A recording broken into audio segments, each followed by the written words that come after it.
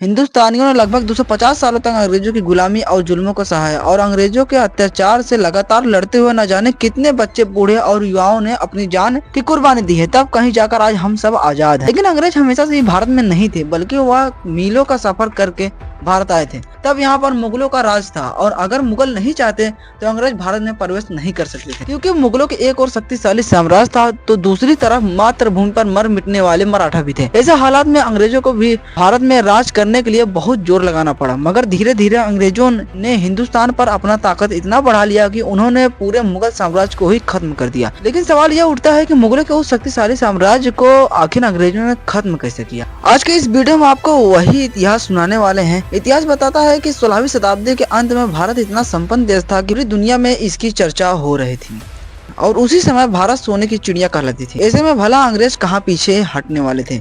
उस समय हिंदुस्तान में अकबर का शासन चल रहा था, लेकिन उसी समय ब्रिटेन में भी गृह युद्ध की स्थिति बन गई थी और उस समय महारानी अलेजा प्रथम की शासनकाल से अधिकांश अर्थव्यवस्था कृषि पर ही। अफसोस की आपसी गृह युद्ध के चलते ब्रिटेन में वास्तविक स्तर पर बहुत कम कृषि उत्पादन कर पा रहा था। ब्रिटेन की हालत इतनी बिगड़ गई थी कि लोगों के खाने के लिए कुछ नहीं बचा था। लेकिन उसी समय एक ब्रिटिश नागरिक को समुद्री यात्रा के दौरान भारत की अपार संपत्ति के बारे में उसे पता चला और ब्रिटेन सरकार के पास ये खबर जल्द ही पहुंच गई। फिर आया समय सन 1600 का, जब 200 ब्रिटिश व्यापारियों ने मिलकर एक कंपनी बनाई और कंपनी का नाम रखा ईस्ट इंडिया कंपनी। और इस कंपनी के सदस्यों ने जब अपनी राजनीति और कूटनीति महारानी अलीजा को बताई तो वो भी ईस्ट इंडिया कंपनी का सपोर्ट करने के लिए तैयार हो गई। भारत में इसी बीच बादशाह अकबर की मौत हो चुकी थी और उसके बाद मुगल बादशाह के तख्त पर अकबर के बेटे जहांगीर की ताजपोशी कर दी गई। साल आ चुका था सन 1668 की। इधर जहांगीर दिल्ली के तख्त पर अंग्रेजों की चाल से बेखबर भारत पर राज कर रहा था और उधर कैप्टन विलियम हॉकिंग समुद्री रास्ते से गुजरात में अपने कुछ व्यापारी जहाजों के साथ प्रवेश कर चुके था।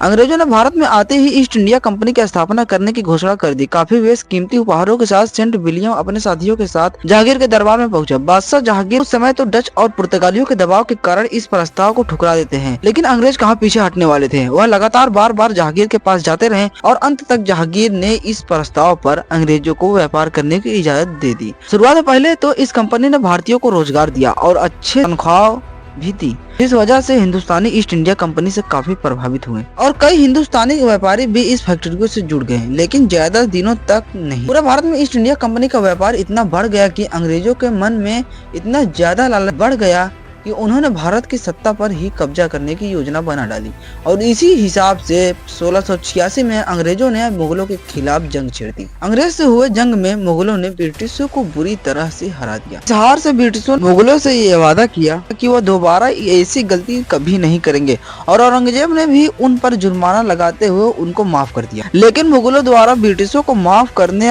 ही मुगलों का अंत का सबसे बड़ा जरिया बन गया, क्योंकि 1707 में औरंगजेब के मौत के बाद कई लोग मुगल सल्तनत के आने के लिए आपस में ही एक दूसरे से लड़ने लगे और इसी लड़ाई के चलते एक समय ऐसा आया जब कुछ कमजोर शासक मुगल बादशाह बने जो कि मुगल साम्राज्य को व्यवस्थित ढंग से चला ही नहीं पाए और इसी के चलते अंग्रेजों को मौका मिल गया और इसी समय का मौका देखकर अंग्रेजों ने भारत पर आक्रमण कर दिया। अब ऐसे में मुगल शासक अपनी सत्ता के नशे में इतने खोए हुए थे कि उन्हें अचानक हुए इस आक्रमण के बारे में पता ही नहीं चला और अंग्रेज दिल्ली तक पहुंच गए और दिल्ली की गद्दी मुगलों के हाथ से लगभग छूट ही गई थी को पूरी तरह बिगड़ते हुए देखकर मुगल बादशाहों ने तकरीबन 2 करोड़ भाई उस समय का 2 करोड़ रुपए और कुछ कीमती हीरे जवाहरात देकर दिल्ली को बचाया। कुछ दिन बीतने के बाद अंग्रेजों ने एक कूटनीति बनाई, लोगों में फूट डालना, मतलब हिंदू मुस्लिम करना। ऐसे में एक बंगाल के नवाब थे सिराजुद्दौला। पहले ने तो सिराजुद्दौला को युद्ध में अंग्रेजों ने हराया और हरा कर उनके एक दामाद थे मीर कासिम को गद्दी पर बैठा दिया। अब समय ऐसा आ चुका था कि भारत में अंग्रेजों की ही चल रही थी। अंग्रेज भारत पर कब्जा करने की अलग अलग रणनीति अपनाते जा रहे थे। उन्होंने पहले तो बंगावत के नवाब सिराजुद्दौला को जंग में हराया, उसके बाद मराठा और निजाम में फूट डालकर उनसे युद्ध कराकर उनकी कमजोर सेना पर आक्रमण करके उन्हें भी हरा दिया। पहले तो उन्हें लड़वाया और उसके बाद अपने खुद ही उन दोनों पर हमला करके हरा दिया। ऐसे ही 3 नवाब शाह आलम, अवध के नवाब सिराजुद्दौला भी बहुत से लोगों को उन्होंने जंग में हराया। वो भाई अब खुद ही अपना टैक्स लागू करने लगे अपने कपड़ों पर, और जितने भी भारत के बड़े व्यापारी थे वो अपने पास मिला लिए, जिससे उनको आगे चल के काफी फायदा हो सके, जैसे उनके व्यापार को। और अंग्रेजों ने भारत में कई अच्छे काम भी किए, जैसे रोड कंस्ट्रक्शन, एजुकेशन, भाई बहुत सारी चीजों का उन्होंने निर्माण भी कराया भारत में, ऐसा नहीं है। तेल का भी उन्होंने इंतजाम कराया। तो भाई ऐसे आई थी भारत में अंग्रेजी हुकूमत। आपको ये वीडियो कैसे लगा कमेंट करके जरूर बताइएगा। यदि आप हमारे चैनल पर नए थे भाई प्लीज चैनल को सब्सक्राइब कर दीजिए और वीडियो को लाइक कर दीजिएगा, ताकि आने वाला हर एक वीडियो आपके पास आसानी से पहुंच जाए।